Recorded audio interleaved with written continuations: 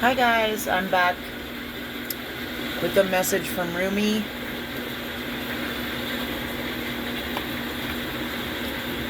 Let me just change this frequency.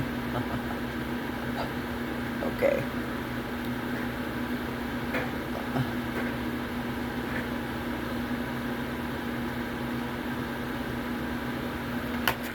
Okay, sorry about that. Alright, so we got number 42, Dance of the Divine Feminine.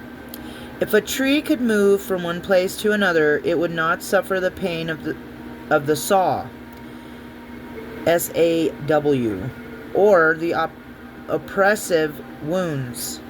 If the sun and the moon stood still like the rocks, they could not offer brilliance. How bitter the taste of water would be if the river stopped its flow, remaining still like seawater. When the seawater rises it to become a cloud, it loses its bitterness and pours the rain of sweetness. I have given you only a few examples. You can figure out the rest. Break away from the self and enter the kingdom of love. RUMI. I kind of see where this message is going. Stagnancy can be toxic. Not going with the flow of life.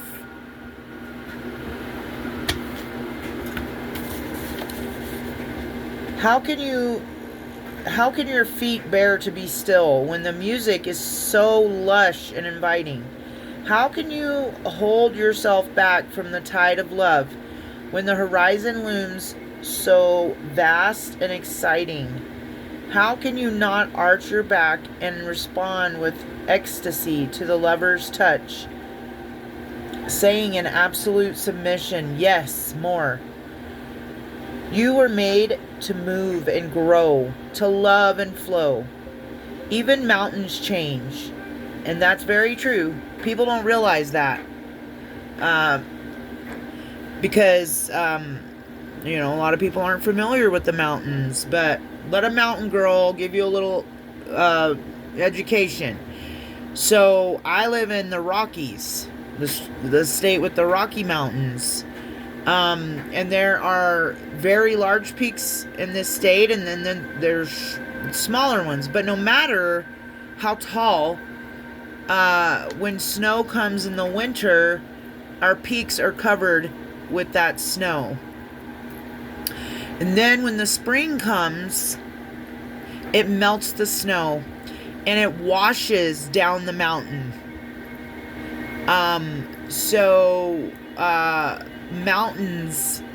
The mountains are even forever changing, because as the water rushes down from them and goes into the Arkansas River here, it's called a wash. And it creates change in the geographical principle to it. The mountains literally change. Rocks, boulders. We have rock slides here sometimes, but not, I think most of that kind of stuff happens way up high where there aren't, a lot of roads and stuff. Or public highways, I should say, because there's roads everywhere, and those roads will get washed out too if if the peak is high enough, and we get like a flash thunderstorm, it'll come down like a rushing river, and it will, I've seen it, and I've heard it. It snaps trees like, you know what I mean?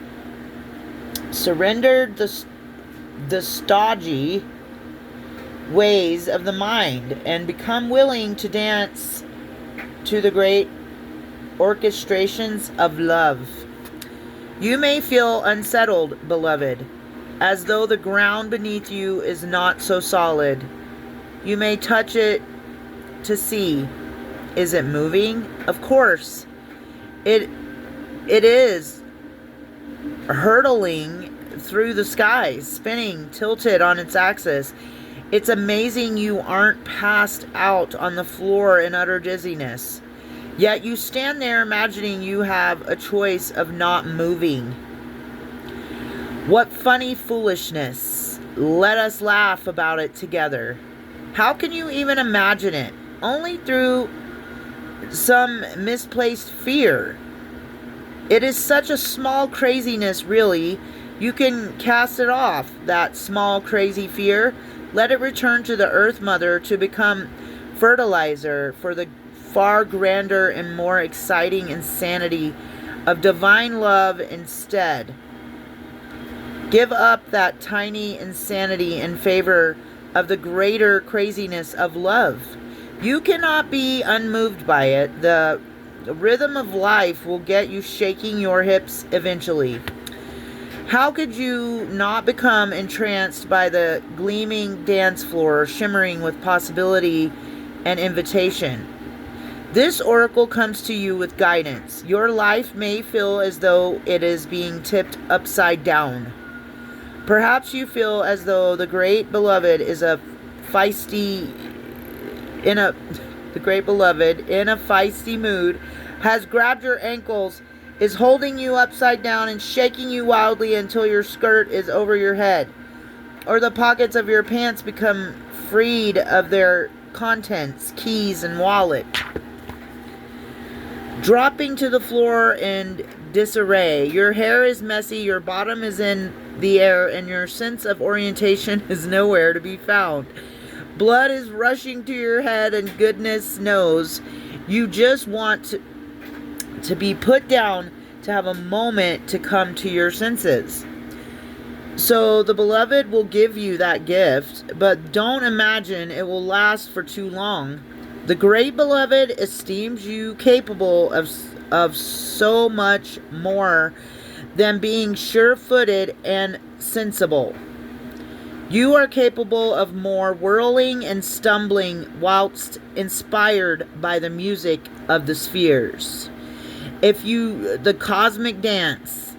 If you just accept the great invitation to dance, there won't be so much roughhousing going on. It won't be needed because your hair will already be in a mess, your blood will already be pumping, and you'll be sweating, laughing, smiling, and dancing.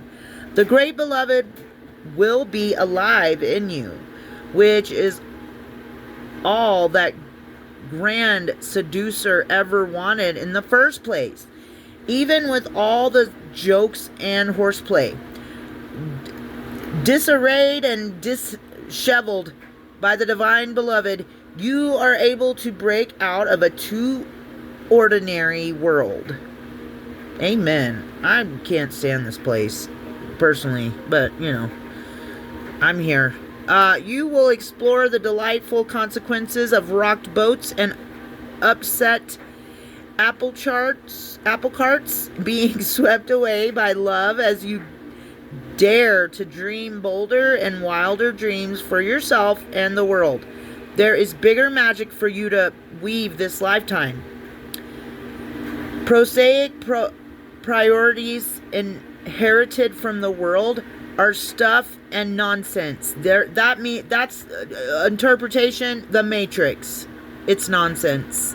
Society and its norms and its beliefs and its brainwashing. It's stuff and it's nonsense. Okay? It is the priorities of the heart that matter to you. If you are ever to right yourself whilst the beloved is tipping you upside down like a soaring bird in most impressive aerial dynamics, it will be through establishing right priorities, the priorities of your own heart. So ask your heart what matters most and attend to that. Soon you'll be able to find your orientation, even if everything you have once held on to appears to be shimmering and insubstantial. A mere dance of light rather than solid ground. This will become so easy for you. because your orientation will flow from within, from the heart, and no matter what shifts and changes take place around you, your center will remain strong. That is what the Beloved wants for you. Such peace and relief it shall bring to you. But perhaps some shaking about is required first, in case you are reluctant to give up some mainstays, unaware of how much they drain life away from your heart center. Okay. I also see that this is, this is talking about releasing things from your life. Like, if you refuse to let something go, God will come in, or the divine, as Rumi likes to say, and I like to say it too. I think it sounds beautiful. The divine will come in and shake it up. You've been being called to move. The divine is going to come in and shake things up. The house you're living in now is going to be put up for sale, or you're going to start having all these maintenance issues, or whatever. It could come, and God works in mysterious ways, and He will work through people, places, and things, situations, dynamics, whatever it is. He'll make environments. What I've noticed for me, when I don't listen to my intuition about stuff, like, He will come in and make environments so uncomfortable for me. God, the divine realm, they, however you want to see it. I see a lot of them up there myself, but they will come in and shake things up in your life. And sometimes it's not in a good way, but you will be safe while this is taking place, okay? But if you're not supposed to be somewhere and you're resisting change and you're resisting moving, things will happen. That's all I'm going to say. If you're resisting switching jobs, your work environment will become severely toxic, and like the story I told this morning when I released the last video prior to this one, the message from Spirit. I shared a story in that reading because I felt called to.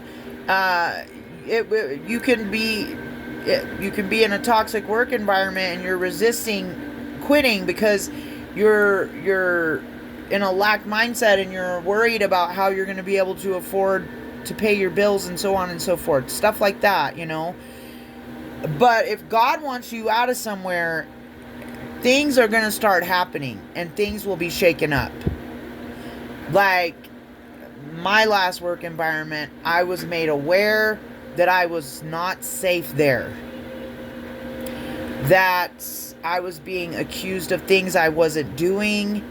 And from personal experience and being there for a little while, I already saw the boss, the manager, try to get other people arrested and getting the cops involved and stuff.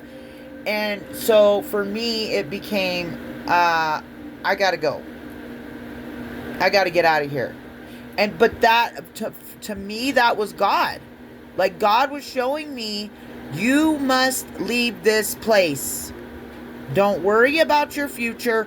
Walk with faith and blind faith and trust me that I am going to take care of you. And He did. Okay? But that's the kind of example I'm trying to give is, God, the divine, like Rumi's talking about, will pick you up by your ankles and shake you until you get it. But they don't want to, He doesn't want to have to do that, but sometimes He has to. And then gets you out of there, and then you're moving and shaking through life. Opportunities are falling in your lap. You're attracting love and finances into your life, and you're dancing with the Beloved. The loved and the Beloved are dancing. And it said, if you're already dancing, your hair's already messy, your blood's already flowing. I hope you can see the beauty in this message. I do. I know you do, or you wouldn't be watching me, right? This oracle brings you this message also. There is something you are holding on to, a person, a place, or a thing, a belief, a vision that is no longer for your highest and greatest good and never was. And you need to let it go because it wants to grow. You want to grow. Everything in your life wants to grow. And something in your life is a glass ceiling. Somebody came along and put a big ass rock on top of some, like somebody put a rock over the top of some seeds you just planted, and now the plants can't grow. You know what I mean? Everything wants to grow. And I've referenced plants in past videos as a good prime example. If you are a plant lover like me and you do anything with any kind of plants or seeds, you know as well as I do, especially with indoor plants, if you've got it by the sun, by a window, the plant will alter itself and shift and move towards the sun. It'll start growing towards the window. It was straight up and down before, but you moved it by a window and it's growing towards the window. You just have to, if you do have a plant and it's doing that, just spin it around. It'll even itself out and it'll grow back, but it's nothing to worry about. But if you don't spin it around though, it will keep growing like that towards the window, and it eventually will be rooted in that way, if that makes sense. But anyway, everything in life must grow. When we experience stagnancy, it can be very toxic, just like Rumi's reference to the water. Seawater is bitter because it doesn't flow. But it rises to create moisture in the sky, and when it rains, it's sweet again. Right? A river flows. Now, if a river stopped flowing and it was just stagnant water, what would happen? It would get murky, dark, muddy. There'd be mosquitoes coming and living in it, and all kind of bugs and slimy reptilian creatures and bleh, So, walk with me here.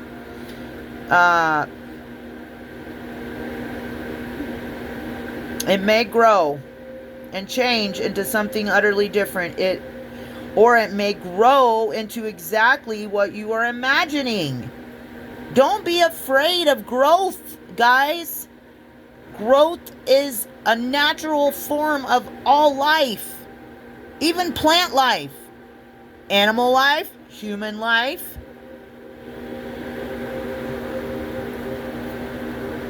I gotta say this. I don't know what somebody would be thinking that doesn't want to grow. That wants to... I talked about this in the last reading. This energy is not going to break through and come into this reading like it keeps wanting to do in all my readings. It's ignorant and confusing energy, and it's not mine. Okay?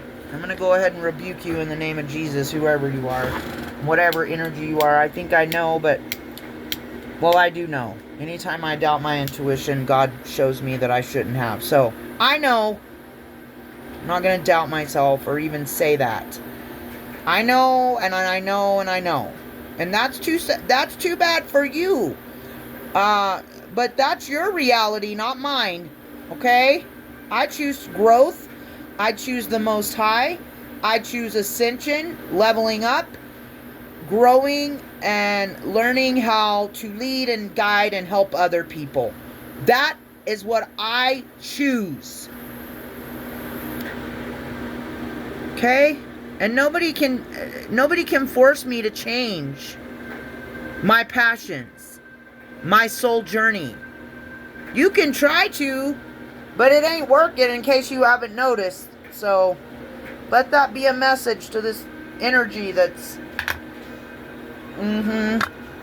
and we cleanse you out with some Palo Santo. Alright. Whichever outcome, growth is happening, and you'll find you enjoy the way much more with greater flow and support and less bashing of your head against the proverbial brick wall if you can let it happen. Not allowing change into your life is like smacking your head into a brick wall. That's what it just said. And that is what it feels like. I told you guys, I've been in the last, another video, I don't know. But I will continue to tell you, I've been in the hell realm, quite literally. But I chose to get out of it. I did not like being there. I did not want to stay stuck and stagnant there like murky, nasty mosquito water, okay? That's not what I choose. That's what you choose. That's on you. Choose it then and own it. Don't act like you're trying to not be in hell and stay in hell. I don't even know why you would do that. If that's what you choose and that's what you like, then own it. Own it. I like to be in hell. I like to be in addiction. I like to be in whatever, lack, fear, anxiety, depression. I love it. Own it. If that's really what you want and what you choose every day, own it. But stop trying to project that energy towards other people. Because that's not what they want. And they're, depending on who it is, for me, you're not going to confuse me. Okay? Stop trying to. I know my own energy. I know what I want. I know what I align with. Stop. Just stop. Movement into balance. The scales are being balanced. Stop projecting energy at light workers because they trigger you, or because you're jealous or envious, or whatever your deal is. Leave them be, leave them alone, and walk away.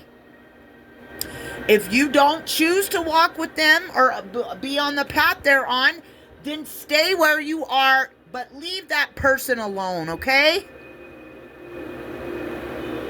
I'm picking up on mental illness bad right now, okay? And a lot of times with mental illness comes attachments, demonic attachments. If you are constantly in fear, lack, and confusion, you probably have an attachment. I used to have them. I had a lot of them. Addiction, alcoholism, lust. I don't know what all I had, but I had, I know I was being oppressed by demonic energies. I know they were possessing. Some of them were possessing me. But I shed my old skin and transformed to a new person. And you know who transformed me? The Most High, the Holy Spirit, Yeshua. That's who transformed me. And that's how I was transformed. Because I surrendered my life to God and said, I don't want to do this anymore my way. I want to do it your way, God. Guide me, lead me out of here, out of hell. I don't want to be here anymore. I'm sorry I stayed here as long as I did. Forgive me, but guide me out of here. He's not going to do the work for you, but he will aid and assist you. If you choose him, he chooses you too. You're going to have to put in the work and the effort and pay your karmic debts, but it's going to get better. It might take a little time, But yeah. Anyway, you interrupted my RUMI read. You interrupted another read I did for the Divine That's what it is. This energy is trying to attack Divine Feminine energy. Because the last time this energy crashed a reading on for me was with my Divine Feminine reading. A few readings prior to this one. And this card is the dance of the Divine Feminine. Whoever this energy is so envious and jealous of the Divine Feminine. And I'm not going to say much more.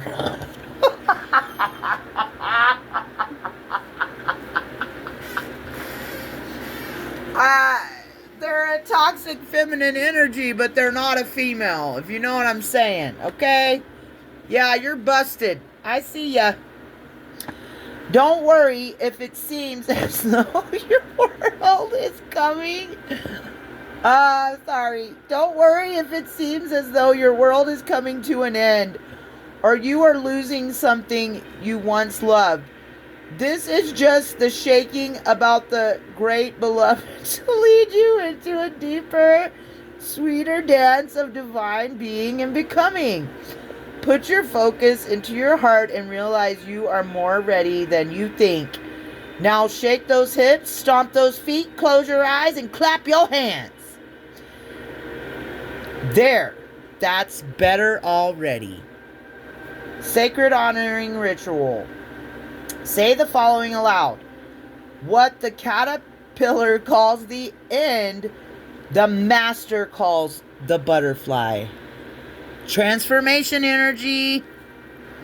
Scorpio energy.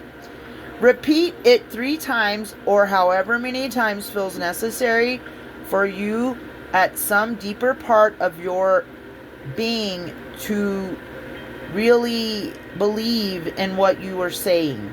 You'll know when that happens because you will feel more peace and presence within, and then you will have completed the sacred honoring ritual. That reminds me, I am putting together some stuff to do. I want to do a video about sacredity.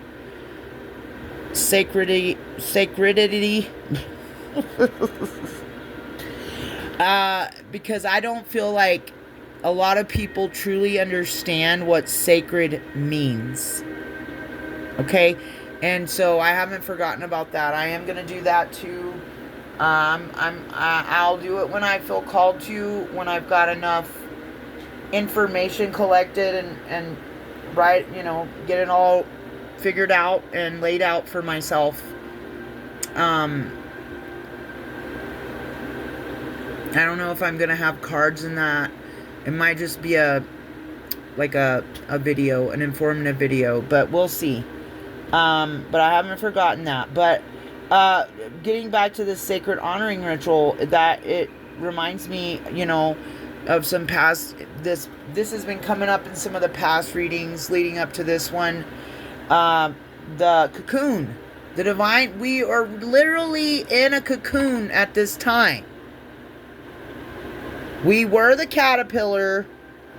We're in the cocoon, being protected by the divine.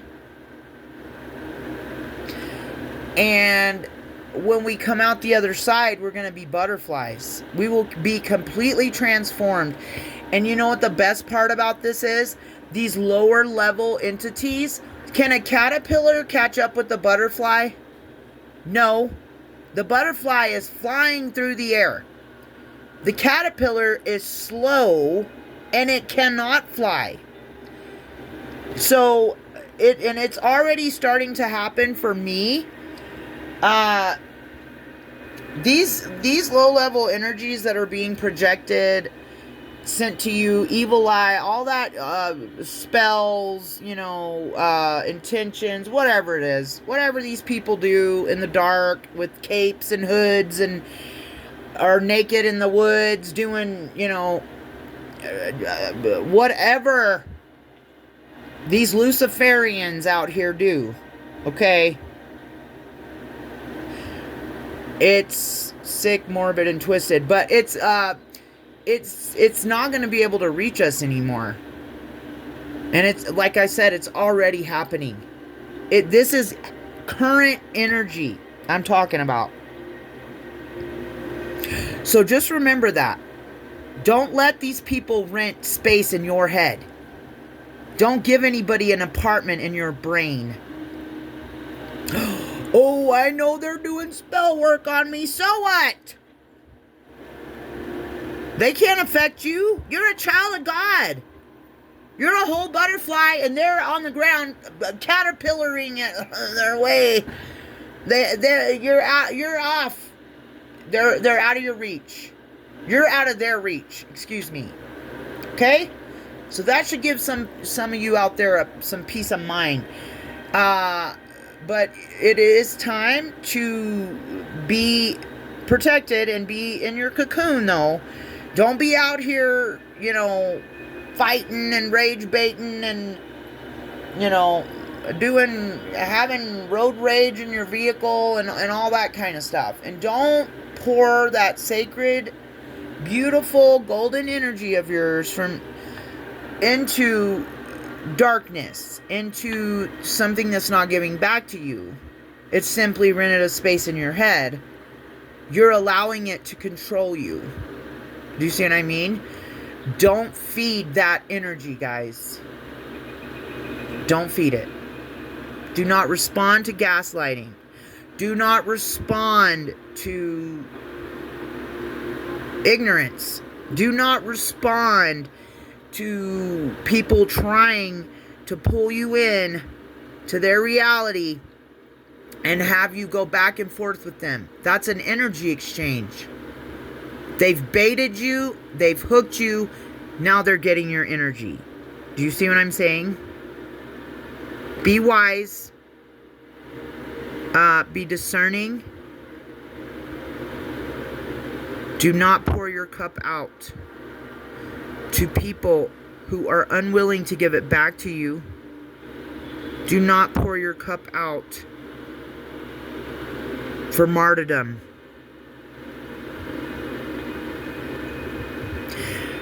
While there is respect and historical ways of martyrs,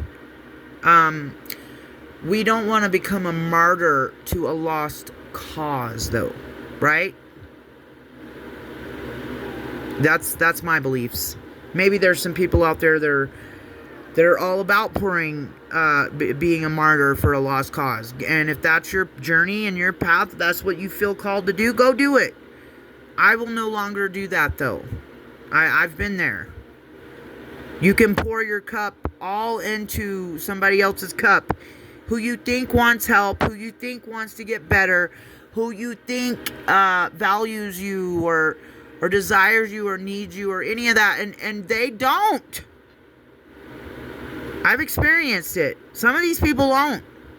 They have no intentions and never did of returning any of that energy to you. And didn't even show you a lick of respect while they were taking from you.